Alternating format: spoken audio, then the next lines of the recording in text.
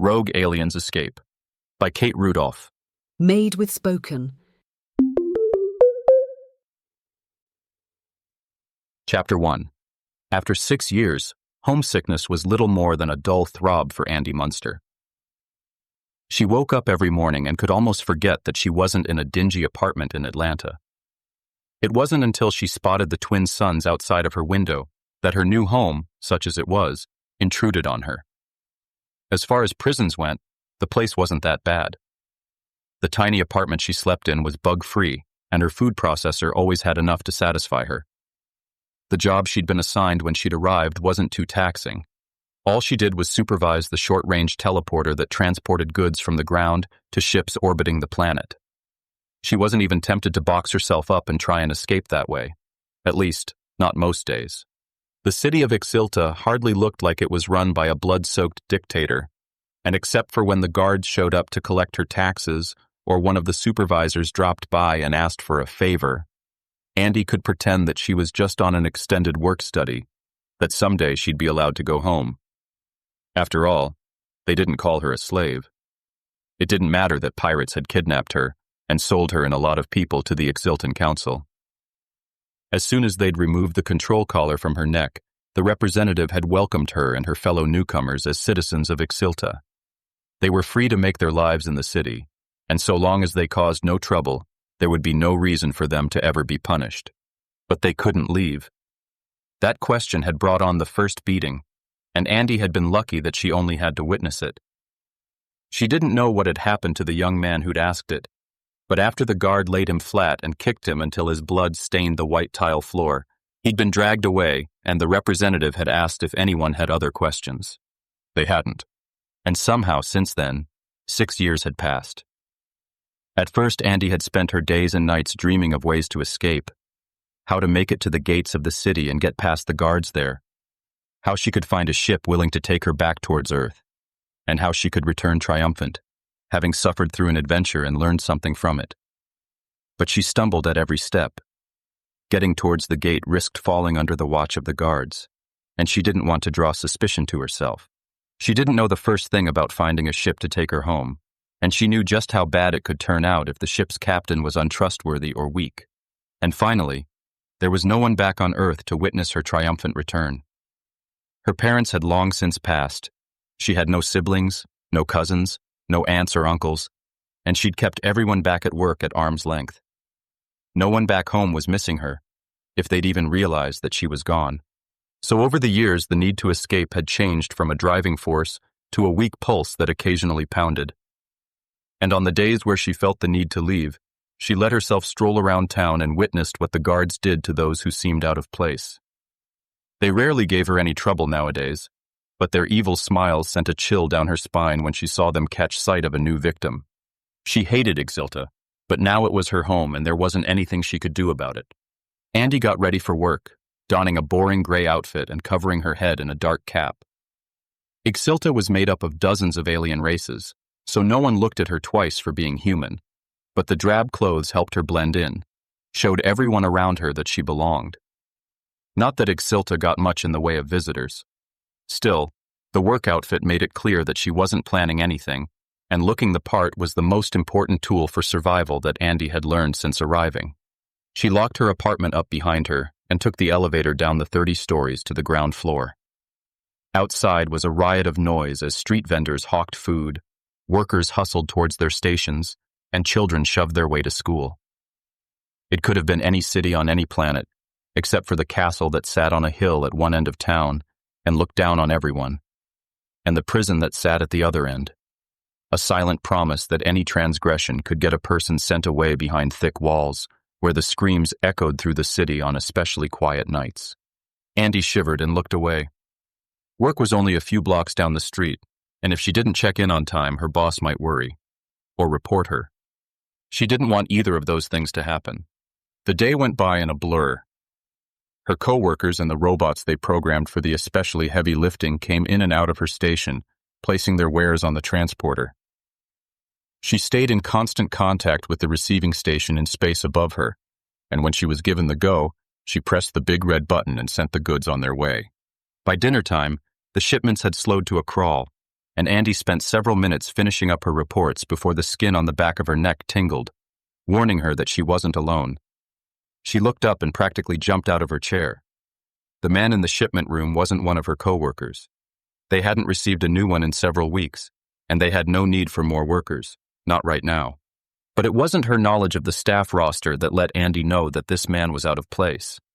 It was the black uniform he wore, ripped in places where identification numbers and stun suppressors might once have been. Everyone knew the look of Ixilta prison uniforms, and the bright purple alien standing in the shipping station was wearing one. She wanted to duck out of sight, to hide until he was gone. Even knowing how dangerous the man could be, Andie didn't reach for the communicator on the dash to call for security. For all she knew, they might decide that she was working in conjunction with the escapee and throw her in a cell, never to be seen again. She couldn't risk it. No, she just had to stay away from him until he went on his way. She was safe behind thick laws and fireproof glass. He couldn't get to her. Too late, Andie realized she hadn't locked the door to her station when she came back from lunch. The alien stared at her, his bright blue eyes freezing her in place, and when he started towards her, she tried to dart for the door before he could get it. Their hands landed on their handles at the exact same moment, and all of her strength was barely enough to keep the door from opening. The escapee had too good of a grip, and the door was open wide enough to stick a finger through. She couldn't lock it, couldn't do anything but hold on with all of her might and hope that he couldn't get the leverage to pull her out. She was wedged into place, doing her best to keep the door closed and keep the alien out. But centimeter by centimeter, he pushed, and despite her best efforts, Andie couldn't stop it. Once he had a hand in, she knew it was over, but that didn't stop her from trying. Sweat beaded on her forehead and her muscles ached, but she couldn't give up. The prison did something to the people sent there, even the innocent ones, and if anyone ever saw them again, they were monsters, bent on destruction and pain. Torture, rape, murder. He could do anything to her if he got through the door, and there was no one coming to help. With a final heave, the door burst open. Andie shrank back as if she could make herself small enough that the escapee wouldn't be able to see her. But even in her drab gray clothing, she stood out against all the machinery. The alien growled at her, sending a shiver of fear down her spine, making goosebumps jump on her arms. This was it, the end. She'd survived 6 years on the planet without making waves. She'd mostly stopped dreaming of a better life. She'd thought she was doing okay, and now it was all going to end because she was in the path of a rampaging prison escapee. She forced her eyes open. If this was her death, she was going to meet it head on. It was all she could do. But the escapee wasn't advancing on her. He wasn't paying any attention to her at all. His whole focus turned to the teleporter control station in front of him.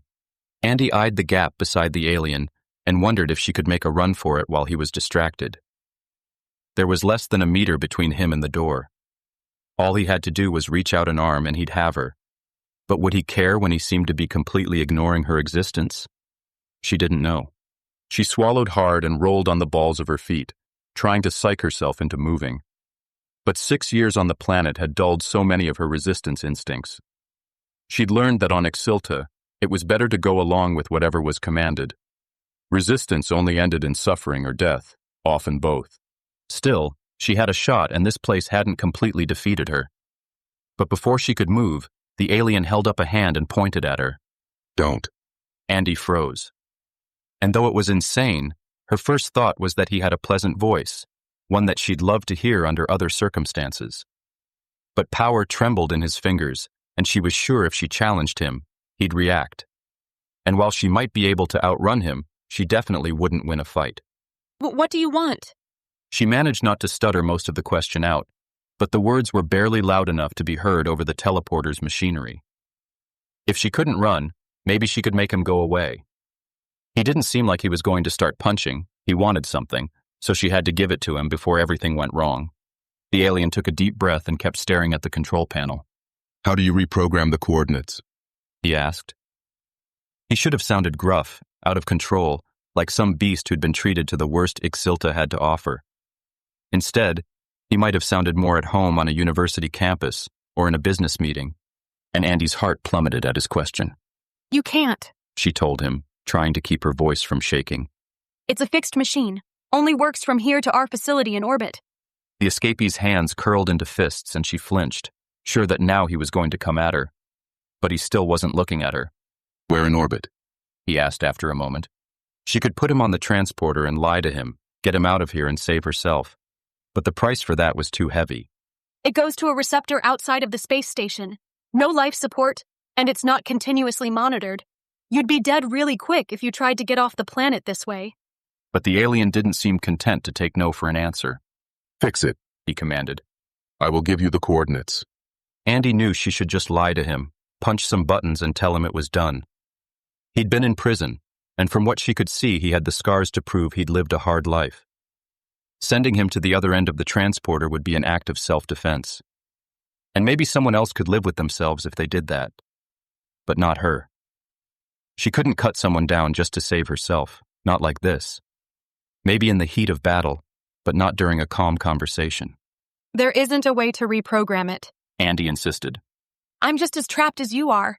Why would they put me in charge of something I could use to send myself home? The prisoner studied her for long moments, his blue eyes observing her like she was some kind of specimen. It was unnerving the way he looked at her, and she wanted to shrink back, to hide from him. But she wasn't going to do that. She squared her shoulders and stood tall. Whatever was about to happen, she would keep her pride. Finally, the alien nodded as if he'd come to a decision. You're coming with me. Chapter 2. Andie wasn't going to let that be the end of the argument. The alien seemed satisfied that she could not use the teleporter to get him off the planet, but when she told him she wasn't going with him, he grabbed her wrist and pulled her away from her station. They were out the door and ducking through shadowed alleys before her mind could catch up to what had happened. She'd been kidnapped by an alien escapee from prison, and if the guards found her, they were sure to think that she was working with him. She was screwed. Please just let me go. She was not above begging, not if that got her freedom. I'm of no help to you. I'll only slow you down. Please, I won't tell the guards I saw you. She winced as the last sentence escaped her mouth. Maybe it wasn't wise to remind her captor that she could stand as a witness against him. They moved swiftly, but Andie had no idea where they were going. She wanted to ask, but she didn't want to know, not if knowing would encourage the alien to keep her with him. The suns hung low in the sky, and soon it would be getting dark. She was far away from her apartment and already would be cutting it close. She couldn't get caught out after curfew. The consequences were too high. She had to get the alien to let her go before they passed the point of no return. I will get you out of the city, said the alien. He scanned their surroundings, looking less like a prisoner and more like a soldier with every minute that passed. You'll no longer be trapped. A whisper of temptation snaked through her. Out of the city? On her way home? No, it was too good to be true. Does that mean you're just going to kill me once I've served my purpose? There were other options, some she'd already lived through, but Andie didn't want to spend too long dwelling on that. Her question stopped the alien in his tracks and his head snapped around, bright blue eyes meeting hers. What? No! He sounded truly horrified. Had she judged him wrong? Perhaps he was one of the many innocents who ended up in the city jail. What were you in prison for? Murder. He said it matter-of-factly, daring her to react. Andie crossed her arms. You aren't helping your case here, buddy. Murder? She shouldn't help a murderer escape the city, no matter the horrors the prison had to offer. It was a terrible place, but some of the inmates did belong there. Xandr? Huh? What was he talking about now? Andie's mind spun, and a part of her was convinced that she was still back at work, perhaps having fallen asleep at the end of her shift. The alien was patient with her. My name is Xandr, not Buddy. Oh. That made more sense. Of course he had a name. Your name is O? He asked. What? No. No? Now he looked confused. What the hell was going on? Maybe the city was starting some sort of prank show to broadcast to anyone with an entertainment system.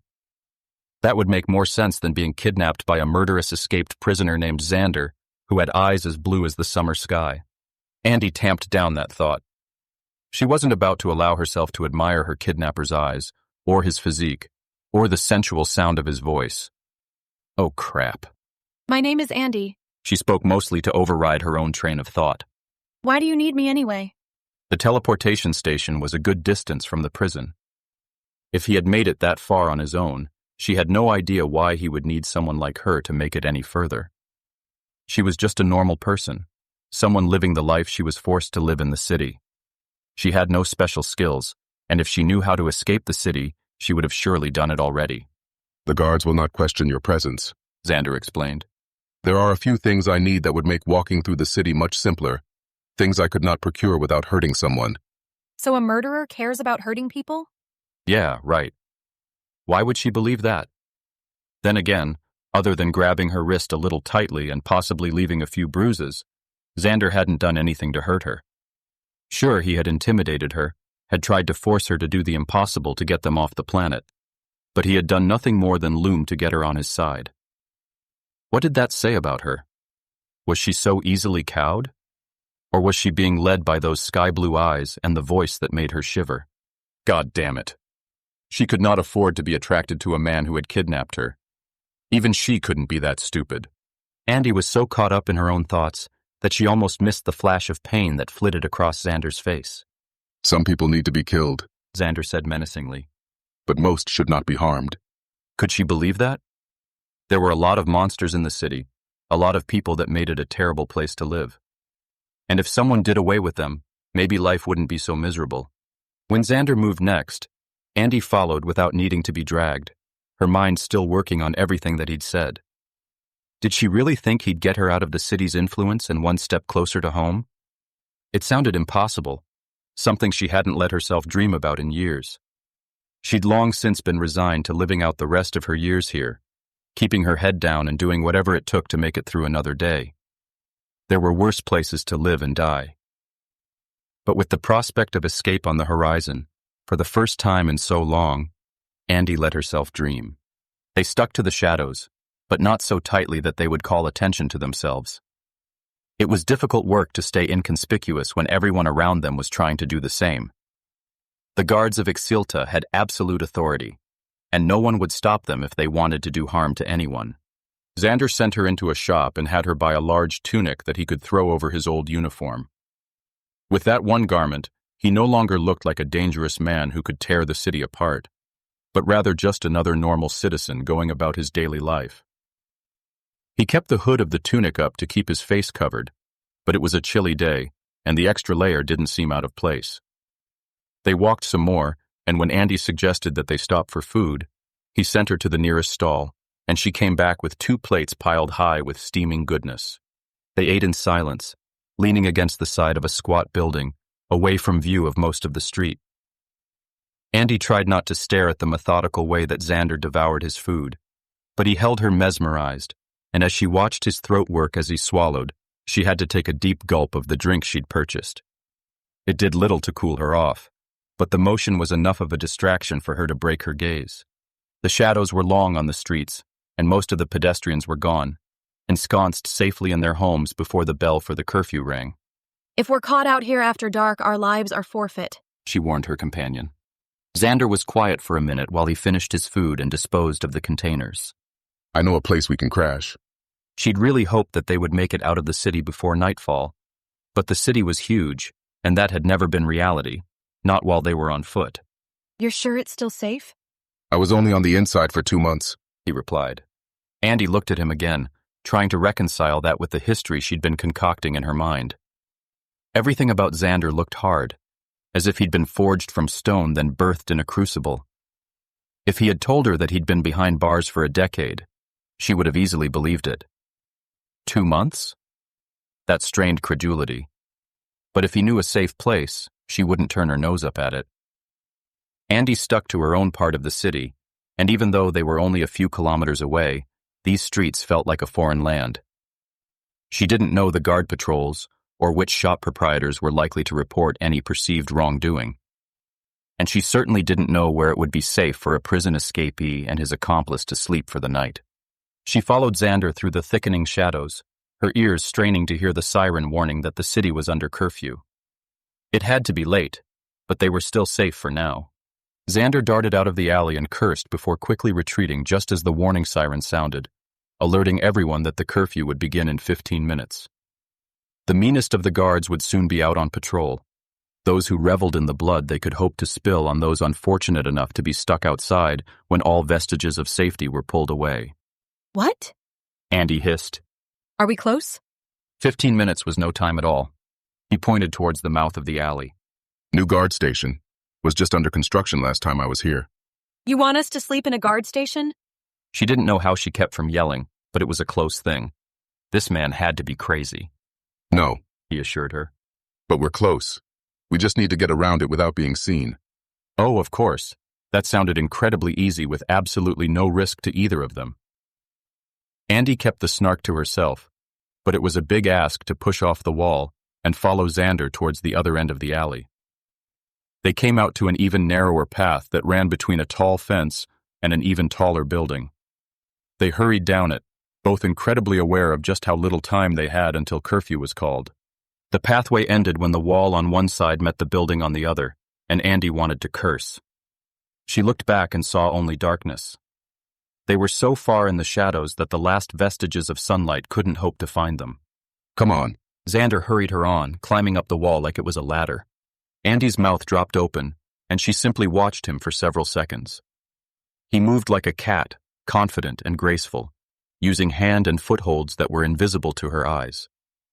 When she didn't scamper up after him, he turned and shot her a glare strong enough to get her moving.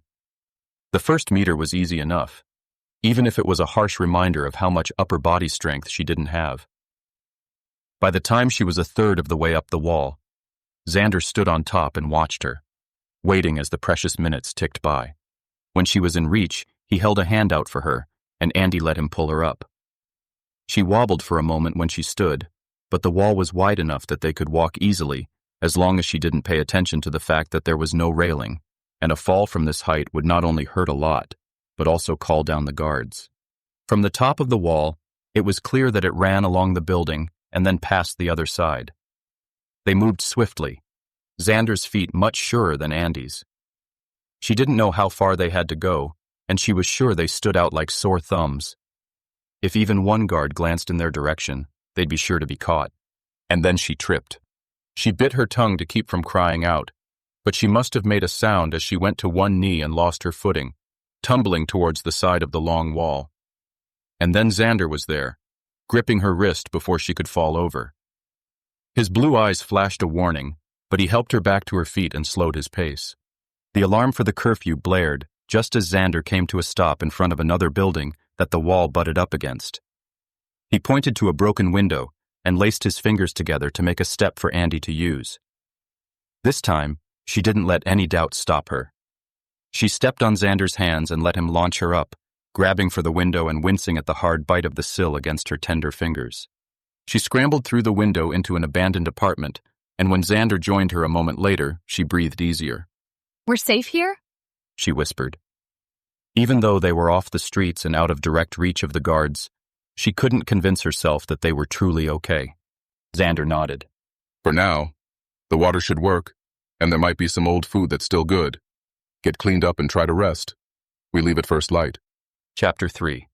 Andie washed, and when she was done in the tiny shower stall, Xandr took her place. He took much longer than she had, and she wondered how long it had been since he'd truly had the chance to be clean. She also realized he was trusting her for the moment, trusting her not to run away, not to go find the guards and bring them down on him while he was naked and trapped in an interior bathroom. Though it wasn't like she'd risk going out at night, and she didn't have her communicator, so there was no easy way to call for help. All of that had probably occurred to him, so his shower was probably more of a calculated risk than a true act of trust. She found 2 sleeves of old crackers in a cupboard. They were covered in dust, but when she tried one, it didn't even taste stale. Their last meal hadn't been that long ago, so Andie put the food aside in case they needed to keep it for later. She tried not to imagine what Xandr would look like in the shower. Was he that same purple color all over? Were there markings or scars that his clothing hid? And what about there? He looked sort of human. 2 arms, 2 legs, 1 head, the right proportions, and she couldn't help but wonder if he'd look human in that way as well. It had shocked her when she first met aliens just how many were capable of having sex with humans, but after 6 years in this alien land, She'd learned to accept their similarities along with their differences. And she wasn't going to dwell on either of those right now. Yes, she'd agreed to go with Xandr to get out of the city, but she still wasn't sure that he wasn't going to betray her once they made it past the gates. She had no business thinking about him as anything besides a means to an end. It didn't matter if he made her heart pound and her body ache. He'd kidnapped her, and even if the situation had changed since then, she couldn't let herself forget that, not if she wanted to survive long enough to get back home. The water stopped and Andie looked around the old apartment, trying to find something to do. She settled on an old couch, but there wasn't anything to read or an entertainment system. By the time Xandr opened the door from the bathroom, she was staring out at the lights of the city and pretending that her mind was far away, even as she was highly attuned to the man just across the room from her. She counted down from 3 in her head before turning to look at him, totally casual, as if he hadn't completely taken over her thoughts. There's not much food, but we won't go hungry. She nodded to the crackers she'd left on the table beside the kitchen. Xandr moved where she'd pointed and gave her a chance to study him. The light in the room was dim, and with his coloring he seemed to blend into the blue shadows all around them. But Andie could still make out the wet drops falling from his dark hair, and she traced a rivulet of water that fell down his neck and disappeared under his top. She had to get control of herself. This had to be some kind of survival response to all of the crap that had gone on during the day. There was no way she was actually attracted to a freaking murderer. Who did you kill? The question just sort of popped out, somehow evading the survival filter that she'd developed to stay alive on Ixilta. Xandr froze, cracker held in the air. He turned slowly towards her and raised an eyebrow. Is that really a question you want answered? He set the cracker down and left them on the counter, crossing towards her and taking a seat on a chair beside the couch. Andie wasn't sure whether she was grateful or disappointed that he kept the space between them. I think I need it answered, she replied honestly.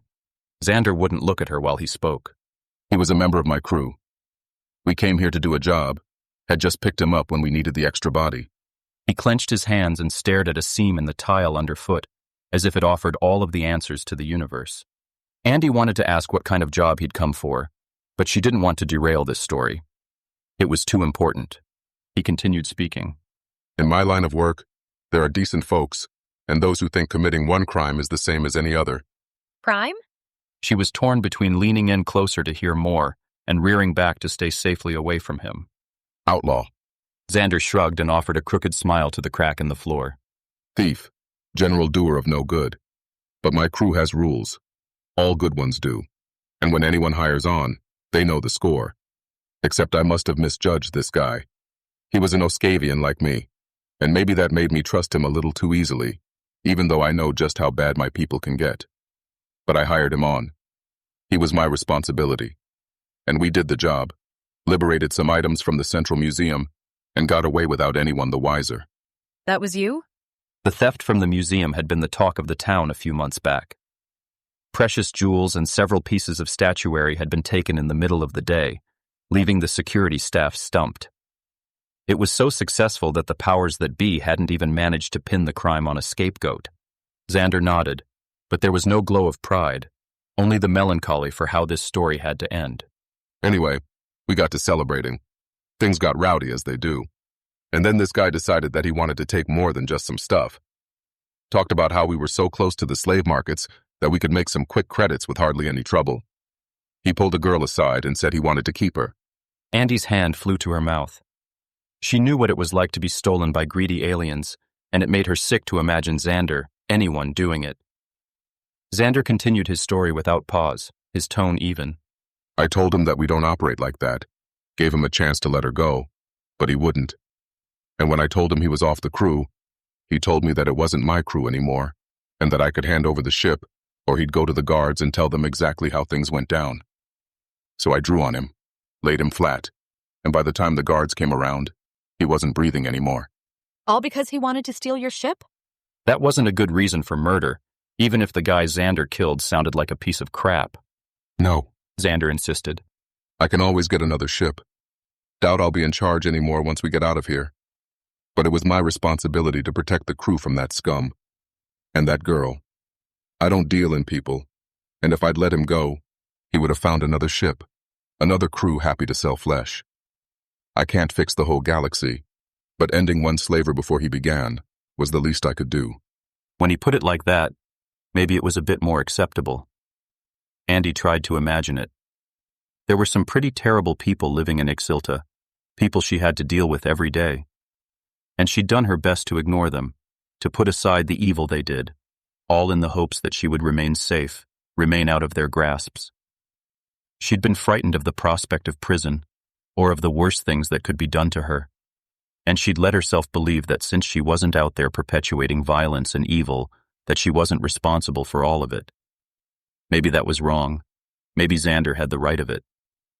She was even more confused now that she knew his story, and she wasn't sure how to sort out her mind. So how did you become an outlaw? Maybe if she knew more about him, she could find the line between right and wrong and figure out where she was supposed to stand. Maybe knowing more would extinguish the inconvenient desire that had flared within her. Or maybe it would make it worse. But they had a long night ahead of them, and that was a risk Andie had to take. Xandr smiled. Well, it was thievery or the Oscavian army, and I was never one for following orders. Let me guess. Andie smirked. You're much better at giving them? His shrug said it all. But isn't the Oscavian Empire huge? Why did you only have those two options? I mean, surely you've got accountants or something. Earth was considered a backwater by many aliens, but before her capture, there had been plenty of paths for Andie to take her career on. The Empire is huge, Xandr conceded. and stratified. Perhaps there were a few other paths I could have forged, but none that would have saved my family or their honor. He stood again and grabbed the crackers from the counter, effectively ending that line of conversation. What about you? He asked once he was satisfied with his snack. What's your story? Same as anyone else's in the city. It was Andie's turn to shrug. I got brought here against my will 6 years ago, and I've been surviving ever since. It could be worse. That tells me your situation. What about you?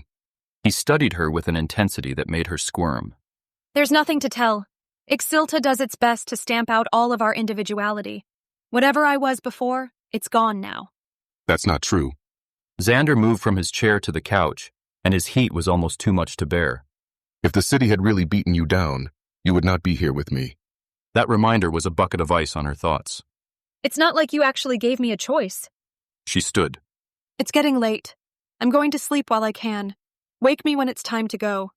She left him there, walking towards the small bedroom with a straight spine and steel in her step. She didn't want to get to know Xandr, didn't want to empathize with him, and she certainly didn't want to learn enough to make her nascent attraction to him bloom into anything greater. She needed to use him to get off of this hell planet, and that was that. Anything else could rot. Chapter 4. We're not going to be able to avoid the guards, Xandr warned. It was just after dawn and the curfew was barely lifted, but she and Xandr were out and ready to make their break for the city walls. Though wall was a bit of a misnomer. Exxilta was huge, spread out over hundreds of kilometers, and the idea of building a physical wall around it was ludicrous, especially as the city had a nasty habit of expanding. So the outlands fell under heavier guard, and drones patrolled the border, ready to execute any citizen fleeing the city. You mean I'm going to need to talk to the guards? Andie corrected. If they talk to you, you're dead. Thank you for the reminder, Xandr said drolly.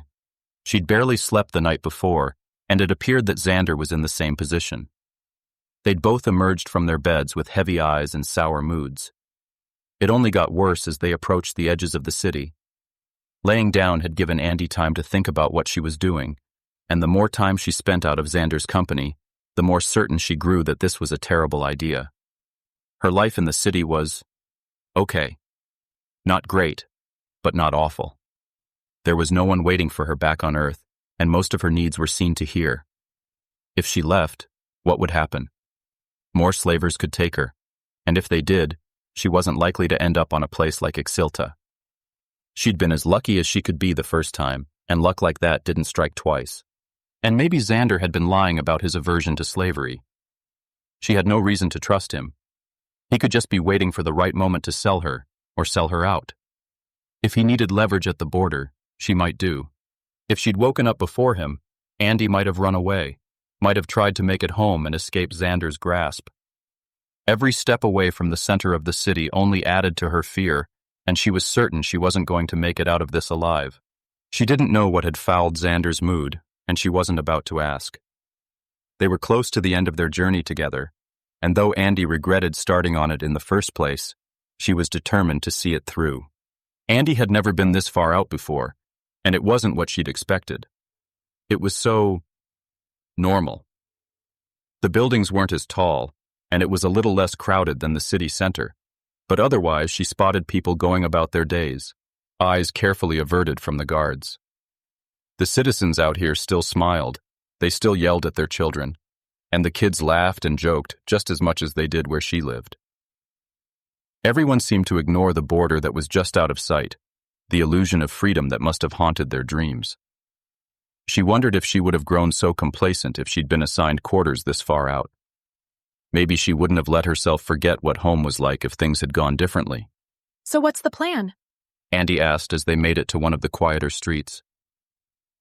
Everything was quiet here, a reverent hush reminding them that the end of the city wasn't too far away.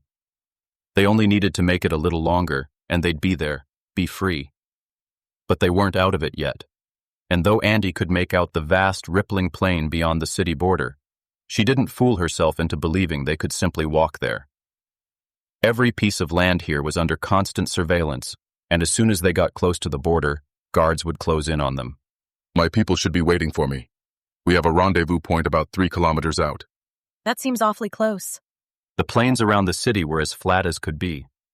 Even without binoculars or anything else to enhance vision, the guards could see something 3 kilometers away. It's far enough, Xandr assured her. Andie wanted to demand an explanation, but they didn't have time for that. Soon someone might begin to question their presence, and they needed to be gone before then. So how do we get that far out? As soon as we step past the border, our lives are forfeit, and it's sure to set off alarms. Xandr was infuriatingly calm. If you do your part correctly, we will be free within the hour. You must trust me. Trust him? A murderous outlaw who'd kidnapped her from her place of work? Was Andie crazy? One thing was certain, this thing had to end, and she didn't want to end up collateral damage. What do you need me to do? When the guards talk to you, take as much time as you can. You'll know when it's time to move. And then? Could he be more cryptic? And when it's time, you run. I'll be there waiting. That wasn't the kind of detail she wanted to work with. But a moment later, Xandr took off, and it was all Andie knew she was going to get. She let out a cry of frustration and kicked at the dirt on the road, sending up a cloud of the stuff.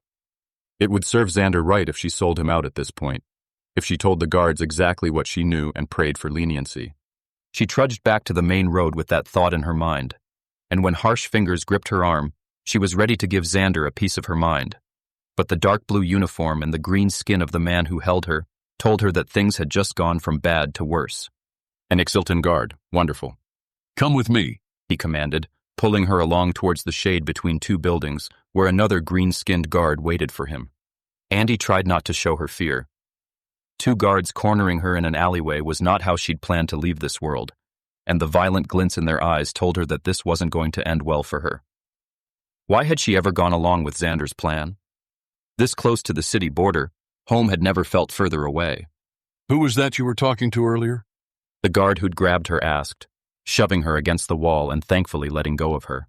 This was her chance. Andie could reveal all and hope these 2 wanted the glory of returning an escaped prisoner more than they wanted to rough up a helpless citizen. She didn't think Xandr would expect her to turn on him. He'd never see them coming. But she remembered that blue sky gaze and the way he'd looked at her a few times when he hadn't realized she was paying attention. There was a hidden softness to him, something that his years as an outlaw and his months in prison hadn't been able to harden. It was something she'd want to explore more if she had the time, something she didn't want to see deadened by the harshness of Exxilta. So when she opened her mouth and began speaking, it wasn't Xandr she spoke of. And several minutes later, when the bombs started going off and the guards left her alone in the alley, she ran as fast as she could for the border and for freedom, hoping Xandr was as good as his word and they were both about to escape to something better than this place had to offer. Chapter 5. Her feet pounded against the hard dirt of the plains underfoot, and Andie crossed the border out of the city before she realized it. Her skin tingled as it met air that suddenly seemed a bit colder, and something unfurled in her chest as she breathed free air for the first time in 6 years. She was outside of the city. If she could get far enough away, the guards couldn't touch her, couldn't drag her back or put her down. There was nothing they could do to her. And then the blasters started firing and she realized that she wasn't home free yet. Andie picked up the pace, unsure of where she found the last bit of endurance, but she ran like all life on Earth depended on it. Her feet kicked up a cloud of dust in her wake, but she didn't care. Maybe it would do something to obscure her form, make her harder to shoot. She wasn't too worried about the guards. They too were forbidden from breaching the city boundaries. It was the drones that were sure to come soon that could do her in. Something pounded beside her, and for a moment she thought it was a drone's engine, but Xandr's purple form appeared beside her, running at her pace and subtly guiding her where he wanted her to go. This far out, it became clear that the plains weren't as flat as she'd been told. There were a few dips and ravines, breaks in the land that could keep them out of sight from anyone looking from the city, even if they'd do little to obscure them from drones with all of their sophisticated sensors. The blasters stopped firing as she and Xandr made it out of range. It was a small comfort as Andie's lungs burned and every muscle ached. She couldn't run for much longer. She didn't have the endurance, but she couldn't take the time to tell that to Xandr either. She couldn't spare the breath. He must have sensed it, though, since a minute later he took pity on her, finding one of those ravines and climbing down into it slowly. Andie almost tripped over her feet, but Xandr gripped her hips, his hot palms searing a mark against her flesh. She wanted to lean into him, wanted to rely on his strength, but she didn't think now was the time. Not when they were in the middle of running for their lives.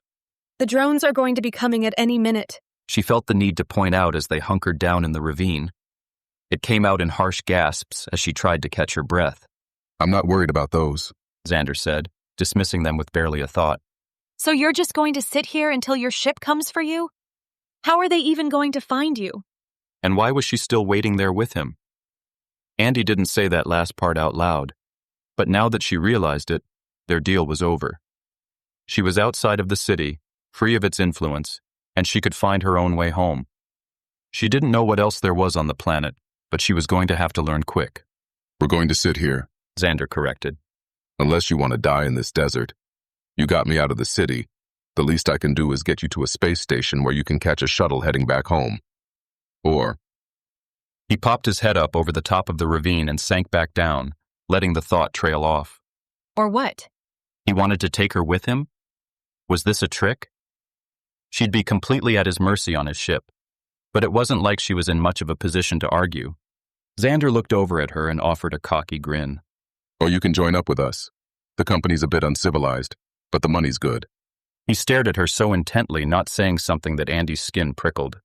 She wasn't imagining the gleam in his eye, wasn't creating a possibility out of thin air. There was nothing for her back in Ixilta, nothing but prison or death. But did she really want to sign on with a bunch of outlaws because she was hot for their leader? Oh God, that would be a stupid, reckless, impulsive decision. You don't have to decide now, Xandr conceded, settling back onto the ground. How are they going to find us? I don't see any beacon or anything. It would have been quite a trick to hide something like that for 2 months in prison, but if anyone was capable of it, it was Xandr. I'm the beacon, He said. We all were injected with a tracking isotope before this job. It was too dangerous to break into the prison to retrieve me. But now that we're outside, my ship should be here at any moment. A boom shook them and Andie startled. The drones? But Xandr let out a whoop of laughter. That's them. I'd recognize those engines anywhere. You ready? His purple skin glowed in the bright sunlight, and there was something irresistible about the smile on his face. Stupid, reckless, impulsive, Let me check something first. Andie told him. Xandr seemed confused, as if she might actually refuse to climb aboard his fast-approaching ship. What? She closed the distance and sealed her mouth over his, surprising him with a kiss strong enough to make him let out a shocked sound that quickly subsided into a pleasured purr. His lips opened under hers, and she controlled the kiss, her tongue darting into his mouth and dancing with his, imprinting his taste on her mouth. His hands came around her, gripping her tight, setting her body on fire. If they hadn't been hidden in a ravine under immediate threat from drone fire and on a tight deadline of escape, she might have done more, might have peeled off his clothes and let her tongue trail down even further. If she was going to be reckless, she might as well enjoy the ride. But after a moment, Andie pulled back, her lips wet with his kiss. Xandr's own blue eyes seemed darker, his pupils huge, and he stared at her like he couldn't quite believe what he was seeing, but sure that he wanted more. Andie licked her lips and tasted Xandr. She couldn't help but grin at the pleasant sensation that rocked through her body. Was more of that on order? Yeah, She murmured almost to herself. I thought so. She'd wanted him from the moment he'd tried to take her captive, and she'd followed him because something inside of him called to her. There was nothing waiting for her back on Earth, no family or friends to miss her. But this hulking purple alien beside her kissed like the devil, and there was a promise of more in his eyes.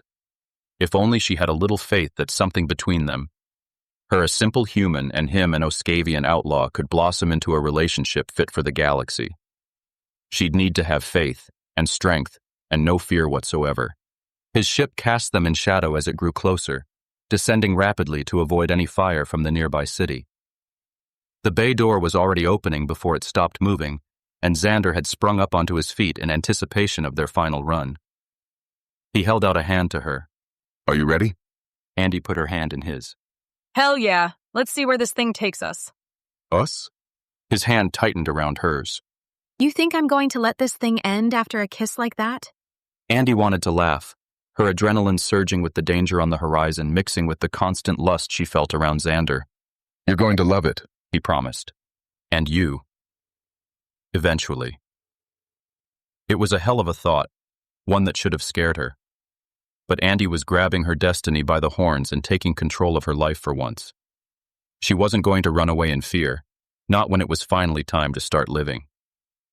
She and Xandr sprinted for his ship, and in a matter of seconds were on board, the bay doors closing behind them, and the ship rocketing into space and taking them on their next adventure. Xandr wrapped his arms around her and kissed her again as they broke Atmo, and Andie melted into him, sure she was finally exactly where she was supposed to be. Made with Spoken. Now available at spoken.press. Rogue Aliens Escape by Kate Rudolph. Made with Spoken.